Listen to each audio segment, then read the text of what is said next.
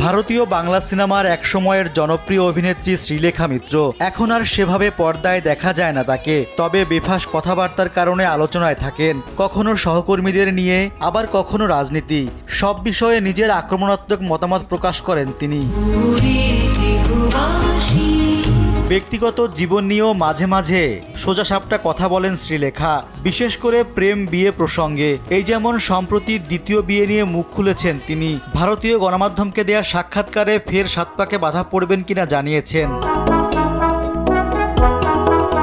এখনই বিয়ের কথা ভাবছেন না শ্রীলেখা। তাছাড়া মনের মতো তেমন কাউকে পাননি। এ অভিনেত্রী বলেন, না, আমি দ্বিতীয় বিয়ের কথা ভাবছি না। এখনো দূর পর্যন্ত এমন কাউকে দেখতে পাইনি যাকে দেখে মনে হতে পারে যে হ্যাঁ, এই তো সে, যার জন্য অপেক্ষা করছি। নিজে নিজে বস হয়ে যাওয়ার পর আর এসব ভালো লাগে না।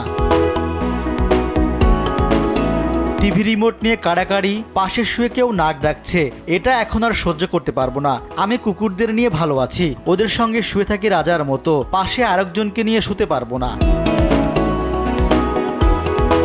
সাক্ষাৎকারে শ্রীলেখা মিত্র প্রথম স্বামীকে নিয়েও কথা বলেছেন। জানিয়েছেন বিচ্ছেদ হলেও এখনও প্রাক্তন শ্বশুরবাড়িতে যাতায়াত রয়েছে তার, এমনকি বজায় আছে সুসম্পর্ক।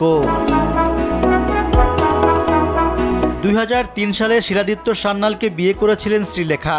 10 বছর সংসার করে 2013 সালে বিচ্ছেদ হয়। এরপর থেকে একাই রয়েছেন এই অভিনেত্রী। তবে তাদের সংসারে ঐশী নামে কন্যা সন্তান রয়েছে। রেজওয়ান সিদ্দিকী, দেশ টিভি।